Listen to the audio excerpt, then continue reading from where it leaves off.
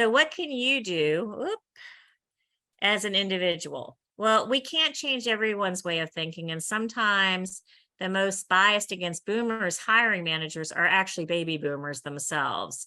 And it is true. We can be our own worst enemies. And there are some things that, but there are some things that you can do to control it. So again, if each of us is more aware, and we may make a ripple with a friend, and that could change how they're seeing it. What gets you hired? So fresh and current skills. Are your skills up to date? You don't want a mechanic that hasn't worked on a car in 10 years. You don't want an employee that's not up to date. You don't want a surgeon that isn't up on the new surgery technology. I had an orthoscopic fix on my shoulder, and 10 years ago they didn't even do that. So you want somebody who's current. So are you fresh and current with your skills? Speak the language. I actually did this once. I put in, when I was coming back to work after I had been in business for myself, I had a small staffing company. And I wanted to, it closed because, well, the whole computer system got hacked. It was just a mess because they hacked in using password as a password because somebody let them in, and they took down the whole system. So when I was coming back, I actually was not speaking the language. I was using dated terminology in my resume, and I was wondering why I wasn't getting calls back. And so really be aware that you are using the most current language and the most current terms. That also helps with keyword searches. So if they're looking for something using a keyword search, you want to make sure that you have that language in your resume. Work ethic and enthusiasm.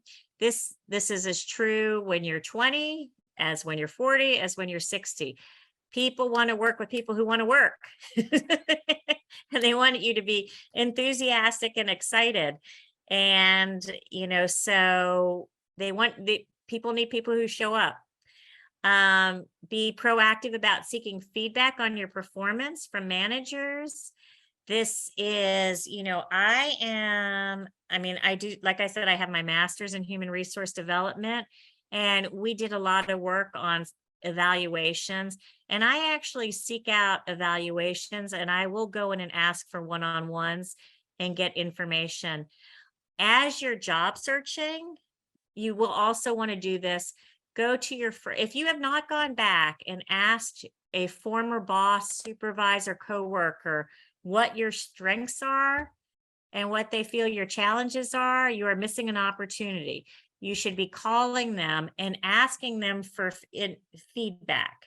And twofold. One, so you know what they're going to say if they're called for a reference check, but also they'll give you, most people will give you pretty honest feedback on your performance. So you may learn something, and there may be something that you could fix. Make yourself available to mentor younger workers who will see you as a mature professional. They will appreciate those skills. But again, when you mentor younger workers or you volunteer to mentor younger adults in whatever form, you are helping to eliminate ageism, and you're sharing your skills. You're also learning a little bit from them to keep, again, fresh and current, to keep up with the current trends. So take advantage of mentoring, take advantage of volunteering. It is a great way to break down ageism. And because do you know what the other group that's most I'm sorry, I'm a little bit on pain meds. This is not completely out. Misaligned group, the one that also has the most trouble getting a job. Do you know what the other group is?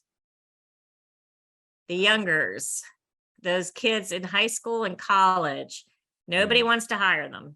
They say they do. They want to hire and they say the kids don't want to work, but they run into as many challenges as we do. So they don't have experience. Everybody thinks they're lazy. They're tied to their phone. I am throwing out stereotype after stereotype. And it is, you know, it may be true for a few, but it is not necessarily the rule. Mhm. Knowing your value. I was sharing the story before we started. I had a girlfriend who came to me. She was about 62. She had just been laid off. She was an executive assistant, and as you know, some of the admin jobs are changing. Um, and she came to me, and we were looking for a job, and she got a job offer, and she didn't take it because she said, they're not paying me what I'm worth. And I'm thinking, oh my gosh, sweetie, you're 62, 63. This is a good salary. You need to take it. But I'm thinking this. I didn't say this. Like, okay. She goes, no, because that's not paying me what I'm worth. And guess what? She got a better job, paying more with more responsibility because she knew her value. And it is really important for you to know your value on the market and understand and embrace what you bring to the table and Mhm. emphasize your achievements rather than working on the years you've worked. So we always want to know, I always, when I'm counseling people to do resume, I say, what 3 things are you most proud of? It just gets you thinking a little direction. What are you most proud of? What do you bring to the table? What makes you unique?